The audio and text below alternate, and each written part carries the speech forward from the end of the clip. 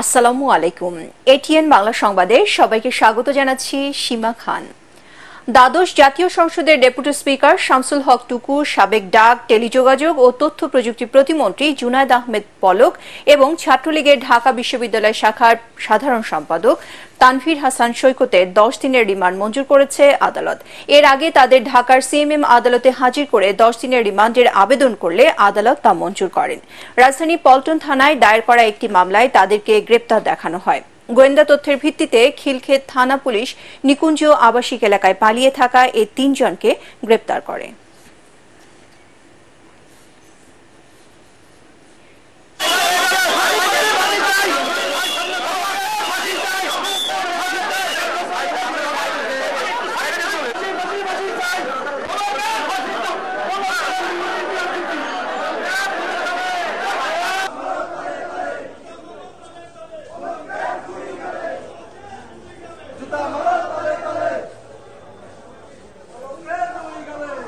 প্রাথমিক অবস্থায় মামলা তদন্তকালে তাদের বিরুদ্ধে অভিযোগের প্রাথমিক তথ্য প্রমাণিত হয় এবং এই বিভিন্ন ধরনের মামলা তদন্তে তাদের বিরুদ্ধে অভিযোগের সত্যতা পাওয়া যায়। বিজ্ঞ আদালত রিমান্ডে দরখাস্ত দেখে শুনে এই দরখাস্তের গুণাগুণের উপরে ভিত্তি করে সন্তুষ্ট হয়ে তার 10 দিন রিমান্ড মঞ্জুর করেন। আসামি পক্ষে আইনজীবী ছিলেন, তিনিও তাদের জামিনের প্রার্থনা করেন এবং এই রিমান্ড দরখাস্তের বিরোধিতা করেন। আদালত উভয়পক্ষের শুনানির পর আসামিদেরকে 10 দিনের রিমান্ড মঞ্জুর করেন। বাংলাদেশে বৈষম্য বিরোধী ছাত্র আন্দোলনের সময় হত্যাকাণ্ডের ঘটনা তদন্তে আগামী সপ্তাহে ঢাকায় আসছে জাতিসংঘের প্রতিনিধি দল। পররাষ্ট্র উপদেষ্টা তৌহিদ হোসেনের সঙ্গে বৈঠক শেষে এ তথ্য জানান জাতিসংঘের আবাসিক প্রতিনিধি গোয়েন লুইস। তিনি জানান জাতিসংঘ নিজস্ব অর্থায়ন ও তত্ত্বাবধানে হত্যাকাণ্ডের ঘটনার স্বাধীন তদন্ত করবে। পররাষ্ট্র উপদেষ্টার সাথে বৈঠক শেষে রাশিয়ার রাষ্ট্রদূত আলেকজান্ডার মন্টিটস্কি জানান রূপপুর পারমাণবিক প্রকল্প বাস্তবায়নে কিছুটা দেরি হলেও কার্যক্রম অব্যাহত রাখতে কোনো সমস্যা হবে না। এদিকে গতকাল রাতে অন্তর্বর্তীকালীন সরকারের প্রধান উপদেষ্টা ড মোহাম্মদ ইউনূসকে ফোনে জাতিসংঘের তথ্য অনুসন্ধান দল পাঠানোর বিষয়টি নিশ্চিত করেছেন সংস্থাটির মানবাধিকার প্রধান ভলকার তুর্ক। স্বাধীনতার পর প্রথমবারের মতো বাংলাদেশে তথ্য অনুসন্ধান দল পাঠাচ্ছে জাতিসংঘ। অন্তর্বর্তীকালীন সরকারের প্রধান উপদেষ্টার দায়িত্ব নেয়ার ড মোহাম্মদ ইউনূসকে অভিনন্দন জানিয়েছেন শ্রীলঙ্কার প্রেসিডেন্ট ও ব্রিটিশ প্রধানমন্ত্রী।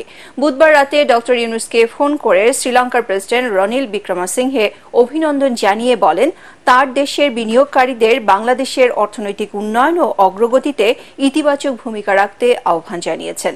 এ সময় শ্রীলঙ্কার প্রেসিডেন্টকে সুবিধাজনক সময়ে বাংলাদেশ সফরের আমন্ত্রণ জানান ড মোহাম্মদ ইউনূস। অন্যদিকে এক অভিনন্দন বার্তায় ব্রিটিশ প্রধানমন্ত্রী কেয়ার স্টারমার বলেন বাংলাদেশের ইতিহাসে এমন একটি গুরুত্বপূর্ণ সময়ে ড ইউনূসের নেতৃত্ব জাতির বহুমুখী চ্যালেঞ্জ মোকাবেলায় সঠিক পথ দেখাবে। সাম্প্রতিক হানাহানির ঘটনায় দুঃখ প্রকাশ করে ব্রিটিশ প্রধানমন্ত্রী উল্লেখ করেন শান্তিপূর্ণ পন্থায় গণতান্ত্রিক ভবিষ্যৎ নিশ্চিতে যুক্তরাজ্য ড ইউনূস ও অন্তর্বর্তীকালীন সরকারের সাথে কাজ করতে চায়। আগামী রোববার থেকে দেশের সব শিক্ষা প্রতিষ্ঠান খুলে স্বাভাবিক কার্যক্রম পরিচালনার নির্দেশ দিয়েছেন প্রধান উপদেষ্টা ড মোহাম্মদ ইউনূস। প্রেস বিজ্ঞপ্তিতে তথ্য জানিয়েছে শিক্ষা মন্ত্রণালয়। এদিকে আগামী 11 সেপ্টেম্বর থেকে এইচএসসির স্থগিত হওয়া পরীক্ষাগুলো নেয়ার সিদ্ধান্ত হয়েছে। প্রকাশ করা হয়েছে নতুন রুটিন। পরীক্ষা চলবে 8 অক্টোবর পর্যন্ত। ছাত্র আন্দোলনের কারণে কয়েক দফা পিছিয়ে দেওয়া হয় এই পরীক্ষা।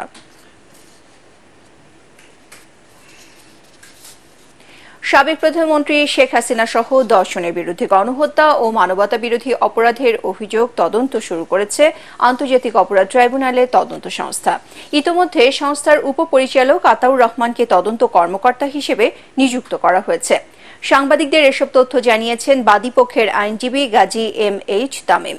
তিনি জানান প্রাথমিকভাবে ঘটনার সময়কালীন পত্রিকাগুলো সংগ্রহ করা হয়েছে। তদন্ত শেষে প্রতিবেদন দাখিলের পর ট্রাইব্যুনালের চিফ প্রসিকিউটরের মাধ্যমে তা ট্রাইব্যুনালে দাখিল করা হবে। এছাড়া তদন্ত সংস্থা চাইলে আসামিদের বিরুদ্ধে গ্রেপ্তারি পরোয়ানা জারি করতে পারবে। এর আগে বুধবার সকালে তদন্ত সংস্থায় এ অভিযোগ দায়ের করা হয়। 15 আগস্টে এবার ধানমন্ডি 32 নম্বরে ছিল না চিরচেনা দৃশ্য। শ্রদ্ধা জানাতে যেতে পারেননি আওয়ামী লীগের নেতাকর্মীরা। বৈষম্য বিরোধী আন্দোলনের ডাকে বঙ্গবন্ধু শেখ মুজিবুর রহমানের ওই বাড়ির সংলগ্ন সড়ক ও আশপাশের এলাকার দখল নেয় ছাত্র জনতা। ভোর থেকেই বঙ্গবন্ধু ভবনমুখী বিভিন্ন সড়ক ও গলিতে পাহারা বসান তারা। রিপোর্ট করছেন আদ্দিন সজীব।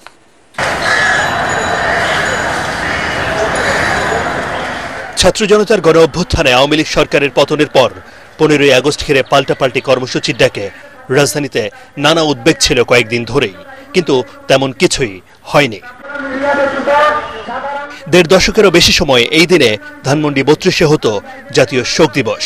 রাষ্ট্রীয় ও দলীয় কর্মসূচি হতো হাজারো নেতাকর্মীর ভিড়ে। পরিবর্তিত পরিস্থিতিতে ঐতিহাসিক সেই বাড়ি ও বঙ্গবন্ধুর প্রতিকৃতিতে শোক জানাতে যেতে পারেনি আওয়ামী লীগের নেতাকর্মীরা। প্রজ্ঞাপন দিয়ে আগেই বাতিল করা হয়েছে শোক দিবসের সরকারি ছুটি। ছিল না কোনো আনুষ্ঠানিকতা আর নিরাপত্তার বাড়াবাড়িও। সরকারের ভুল সিদ্ধান্তের জন্য এতটুকু হয়েছে, নাহলে হতো না। হাসিনার ভুল সিদ্ধান্তের জন্য আর কাদেরের সিদ্ধান্তের জন্য। গুলি করলে তো সবকিছু সলিউশন হয়ে যায় না। ধরেন সাপোজ আপনার একটা মানুষের উপর রাগ আছে, ক্ষোভ আছে, আপনি যদি তাকে মেরে ফেলেন, হয়তো সে মানুষটা মারা গেল, কিন্তু ওই মারলে কি সবকিছু সমাধান হয়? গণ অভ্যুত্থানে শেখ হাসিনা দেশ ছাড়ার পর থেকেই আত্মগোপনে আওয়ামী লীগ ও সহযোগী সংগঠনের নেতাকর্মীরা সজীব অজের জয় বিদেশ থেকে ভিডিও বার্তায় 15 আগস্ট সফল করতে বললেও তাতে সাড়া মেলেনি। যারা স্বৈর শাসককে আমরা আন্দোলনের মাধ্যমে পতন করেছি, কিন্তু তাদের দোসররা, তাদের দালাল্লা এখনো পুরোপুরিভাবে এই দেশ থেকে নির্মূল হয় না। একদম ইউনিয়ন থেকে শুরু করে সচিবালয় পর্যন্ত নিজেদের লোকদেরকে দিয়ে তারা একদম তাদের অফিস ভরাট করে রেখেছে, যার ফলশ্রুতিতে বাংলাদেশের প্রত্যেকটা জায়গাতে লাগামহীন দুর্নীতিপাত, বাংলাদেশের মানুষ ভোটাধিকার দিতে পারেনি। তার এই বহিঃপ্রকাশ হিসেবে 16 বছর 17 বছর বাংলার মানুষ অনেক কষ্ট করেছে। পরিস্থিতি যাতে কোনো অবস্থায় আর অস্থিতিশীল না হয় সেজন্য ভোর থেকেই ধানমন্ডি 32, শুক্রাবাদ, কলাবাগান, পান্থপথ, 27 নম্বর সহ আশপাশের এলাকায় অবস্থান নেন ছাত্র জনতা। আমার ছোট 10 বছরের বাচ্চা আছে, আমি তাকে বাসায় রেখে চলে আসছি। সে আসার সময় বলতেছে কেন যাচ্ছে, আমি বাবা তোমার মতো ভাই বোন সবাই তো মারা গেছে। আচ্ছা ঠিক আছে যাও তুমি। যে ছাত্রদেরকে হত্যা করেছে, যে মায়ের বুক খালি করেছে, তাদের হাহাকার এখনো যায়নি, তাদের সঠিক বিচার এখনো পায়নি, যার কারণে আমরা এখনো রাজপথে। সেনাবাহিনী ও পুলিশ সদস্যরাও ছিলেন সতর্ক অবস্থানে। এসব পথে চলাচল করা গাড়ি ও ব্যক্তির পরিচয়পত্র তল্লাশি করা হয়। সন্দেহভাজন কয়েকজনকে তুলে দেয়া হয় আইন শৃঙ্খলা বাহিনীর হাতে। 1.5 দশকেরও বেশি সময় ক্ষমতায় থেকে প্রশ্নবিদ্ধ নির্বাচন এবং বৈষম্য বিরোধী ছাত্র আন্দোলনে একের পর এক গুলি চালানোর মতো ভুল সিদ্ধান্ত নিয়ে শেখ হাসিনা নিজেই পরিস্থিতিকে অনেক বেশি বেগতিক করে ফেলেছেন, যার খেসারত দিতে হচ্ছে এভাবেই। আজ দেশ ছেড়েছেন এবং পরিস্থিতি এতটাই নাজুক যে অনেকেই মনে করছেন এর জন্য বঙ্গবন্ধুর কন্যা শেখ হাসিনাই দায়ী। আদ্দিন সজীব, এটিএন বাংলা, ঢাকা। কেউ প্রতি বিপ্লবের চেষ্টা করলে তার অস্তিত্ব থাকবে না বলে হুঁশিয়ারি দিয়েছেন বৈষম্য বিরোধী ছাত্র আন্দোলনের সমন্বয়করা। ছাত্র জনতার বিরুদ্ধে অবস্থান না নিতে আওয়ামী লীগ নেতাকর্মীদের সতর্ক করে দেন অন্যতম 2 সমন্বয়ক সার্জিস আলম ও হাসনাত আব্দুল্লাহ। তারা বলেন, ভারতের প্রধানমন্ত্রীর কাছে নির্বাচনের দাবি জানিয়ে দেশের সার্বভৌমত্বকে প্রশ্নের মুখোমুখি করেছে আওয়ামী লীগ। সারা দেশে সর্বাত্মক কর্মসূচির অংশ হিসেবে রাজধানীর শাহবাগে প্রতিবাদী অবস্থান থেকে এসব কথা বলেন তারা। শারফুল আলমের রিপোর্ট। পূর্ব ঘোষণা অনুযায়ী সারা দেশে পালিত হচ্ছে সর্বাত্মক অবস্থান কর্মসূচি। কেন্দ্রীয় কর্মসূচির অংশ হিসাবে শাহবাগে এই প্রতিবাদ কর্মসূচি করে বৈষম্য বিরোধী ছাত্র আন্দোলনের শিক্ষার্থীরা। তারা বলেন, স্বৈরাচার সরকার গত 15 বছর ধরে নিজেদের ইচ্ছামতো প্রতিহিংসার রাজনীতি করেছে। তাদের দোসররা এখনো দেশে বিদেশে নানা ধরনের গুজব অপপ্রচার চালাচ্ছে। এসব গুজব প্রতিহত করছে বৈষম্য বিরোধী আন্দোলনের কর্মীরা। ছাত্র জনতার এই বিপ্লবের বিরুদ্ধে প্রতি বিপ্লব করার চেষ্টা পর্যন্ত আমরা দেখি। আমরা বলে দিচ্ছি, 5ই আগস্ট দেখেছেন, এরপরে যা দেখবেন তা দেখার জন্য, ছাত্র জনতার পক্ষ থেকে যা হবে তা দেখার জন্য আপনাদের অস্তিত্ব থাকবে না। সমন্বয়করা বলছেন, প্রতিবেশী দেশের উপর নির্ভর করে তারা জাতীয় 3টি নির্বাচন করেছে। আবারও একই কায়দায় নির্বাচনে যেতে ভারতের কাছে আবদার করছে, যা দেশের সার্বভৌমত্ব বিরোধী। বাংলাদেশের নির্বাচন নিয়ে যখন মানুষের কাছে সেখানে আবেদন না করে মোদির কাছে যেখানে আবেদন করে সেখানে আমাদের সার্বভৌমত্বটি প্রশ্নবিদ্ধ হয়। সুতরাং আমরা স্পষ্ট করে দিতে চাই, এই যে ইউএসএ তে বসে আপনি দেশের বিষয়ে সিদ্ধান্ত নেওয়ার আপনার কোনো ধরনের অধিকার নাই। আপনাদের নৌকা অনেক আগে ফুটা হয়ে গিয়েছে, আপনাদের বইটা দিয়ে নৌকার পাটাতন আপনাদের নাই, সুতরাং বইটা খুঁজে লাভ নাই। মুদির বইটা দিয়ে বাংলাদেশের নৌকা চালাবেন এই আশা আপনারা আর করেন না। ভবিষ্যতে নির্বাচনে আওয়ামী লীগ আসতে চাইলে বৈষম্য বিরোধী ছাত্র আন্দোলনের অবস্থান কি হবে সে বিষয়ে সমন্বয়করা বলেন দেশের জনগণই সেই সিদ্ধান্ত নেবে। মানুষ খুন করে ফ্যাসিস্ট সরকারের কোনো কর্মী বৈষম্য বিরোধী আন্দোলনে যুক্ত হওয়ার সুযোগ নেই বলেও জানান তারা। Sharful Alam, ATN Bangla, Dhaka.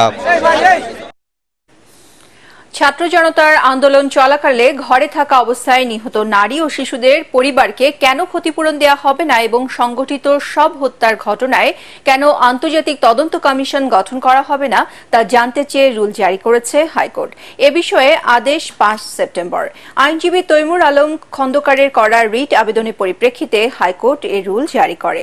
Attorney general ক্ষতিপূরণের বিষয়ে শুনানির জন্য সময় চাইলে 5 সেপ্টেম্বর পরবর্তী তারিখ ঠিক করে দেন আদালত। এছাড়া আরেক আইনজীবী তানভীর আহমেদের করা অন্য একটি রিট আবেদনে ছাত্র জনতা হত্যার সাথে জড়িত সবাইকে বিচারের আওতায় আনতে সরকারকে কেন নির্দেশ দেওয়া হবে না তা জানতে চেয়েও রুল জারি করেছে আদালত। সরকারের সংশ্লিষ্ট মন্ত্রণালয় ও বিভাগকে এই রুলের জবাব দিতে বলা হয়েছে। বিচারপতি শেখ আরিফ ও বিচারপতি মোহাম্মদ বসলুর রহমানের দ্বৈত বেঞ্চ এ দুটি রুল জারি করে। এই 1 জুলাই থেকে 5 আগস্ট পর্যন্ত যেসব হত্যাকাণ্ডগুলো কোর্ট দয়া করে রুল ইস্যু করছে এবং এডিন্ট্রিম যে আমরা আমাদের ছিল ওইটাও রুল ইস্যু হয়েছে যে 1 কোটি টাকা অ্যাটলিস্ট ন্যূনতম হলো আমাদের এডিন্ট্রিম যে অর্ডার যে শুনানি না হওয়া পর্যন্ত 50 লক্ষ টাকা করে প্রতি ভিক্টিমকে দেওয়ার জন্য সেই ব্যাপারে অ্যাটর্নি জেনারেল সাহেব এসে একটা সময় নিচ্ছেন। ছাত্র জনতা ও বিএনপি নেতাকর্মী সহ প্রতিটি হত্যাকাণ্ডের জন্য শেখ হাসিনা সহ দায়ীদের বিচার নিশ্চিত করার দাবি জানিয়েছেন বিএনপির সিনিয়র যুগ্ম মহাসচিব রুহুল কবির রিজভী। আন্দোলন চলাকালে পল্টনে পুলিশের গুলিতে নিহত এক রিকশা চালকের পরিবারকে আর্থিক অনুদান দেওয়ার পর তিনি এ দাবি জানান। এদিকে শেখ হাসিনার বিচারের দাবিতে নয়াপল্টনে বিক্ষোভ মিছিল করে বিএনপি ও অঙ্গ সংগঠনের নেতাকর্মীরা। বায়তুল মোকাররম ও বঙ্গবন্ধু এভিনিউতে বিক্ষোভ মিছিল করে ঢাকা মহানগর দক্ষিণ বিএনপি। অন্যদিকে একই দাবিতে সাইফুল আলম নীরবের নেতৃত্বে বিক্ষোভ মিছিল করে মহানগর ঢাকা উত্তর বিএনপির নেতাকর্মীরা।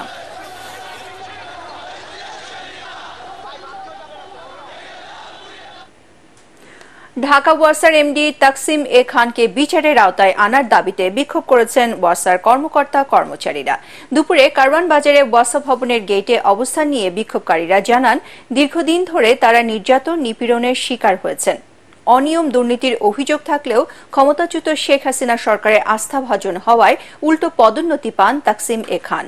ঢাকা ওয়াসার কর্মরত মাস্টার রোল কর্মকর্তা কর্মচারীদের বৈষম্য দূর করতে অন্তর্বর্তীকালীন সরকারের কাছে আহ্বান জানানো হয়।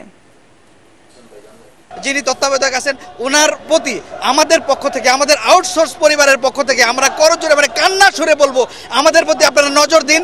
উনি পলাতক, এখন আমরাই চাচ্ছি যে ওনাকে নিয়ে এসে আইনের আওতায় নিয়ে এসে ওনার শাস্তি দেওয়ার ব্যবস্থা। মাস্টারুল কর্মচারী যারা আছে তারা আজকে 17-18 বছর ধরে তারা নিপীড়িত, তাদেরকে যে বেতন এবং দিচ্ছে এটা বর্তমান সময়ে এই বেতন দিয়ে চলাটা খুবই দুষ্কর।